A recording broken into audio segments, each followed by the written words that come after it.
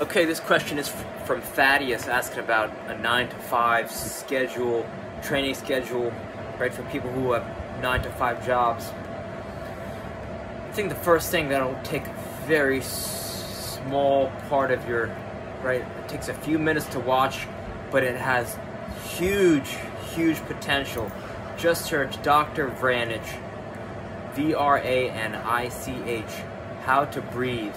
This one video will completely change your life, right? It'll help you use less energy to breathe more effectively, and it'll help recovery, it'll help endurance, it'll help everything. It'll help you in high pressure situations.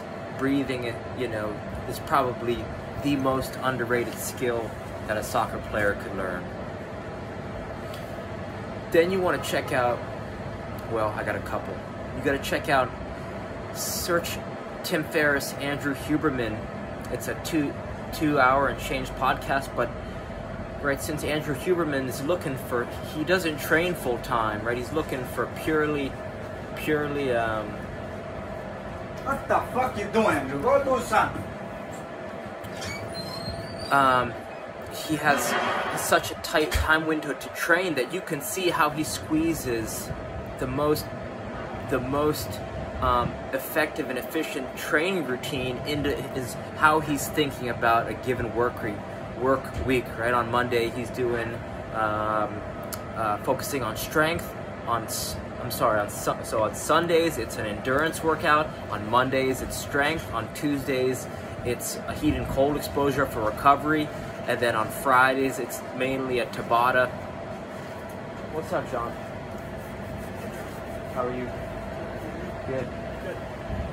On Fridays, he's focusing on a Tabata, which is less than 12 minutes of 20 seconds on, 10 minutes off, 20 seconds on. Does that for 6 to 8 rounds, right? So once you hear his schedule, you'll say, okay, it's like it allowed me to really come up with a more effective plan of training personally, because I could kind of run my schedule through his schedule and see, okay, was there overlap, or were there things I was doing poorly? Because he's operating with a background of science, and you know, he's been able to test this stuff. So you know, it's a great place to start from, because even a bad plan is better than no plan at all. So he's really going to allow you to take your training to the next level, because you can visualize it and it's concrete. It's like, oh, soccer player, you need to be fast, you need to train, you know, you need to play for 90 minutes, you need to be strong on the ball, right? You need to have, right, VO2 max is super relevant. So it just helps you come up with a weekly training schedule with your practices, right?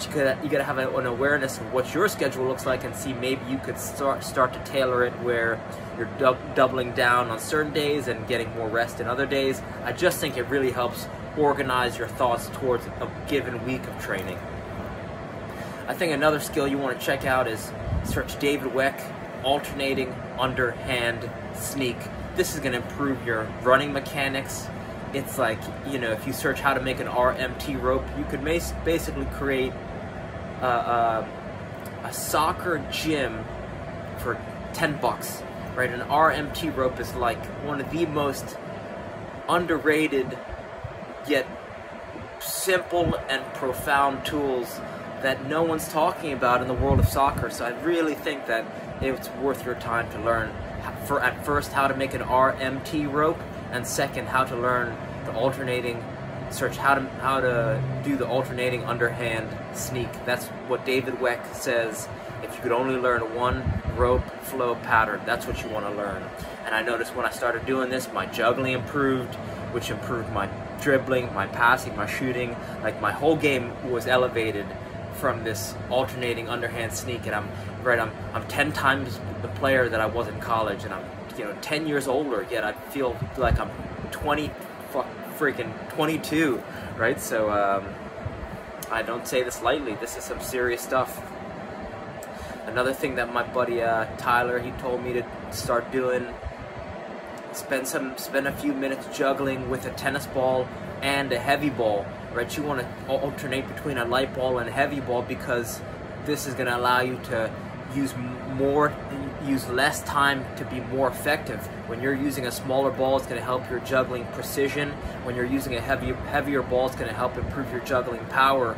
And when you combine those, it's going to sharpen your touch, make you more dangerous on the field.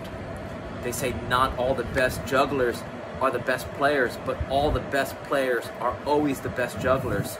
So juggling is the one thing that can elevate all your other skills: timing, awareness, rhythm, finishing, passing, shooting, first touch, striking. Right? It's like the glue that can really change your game and change your life.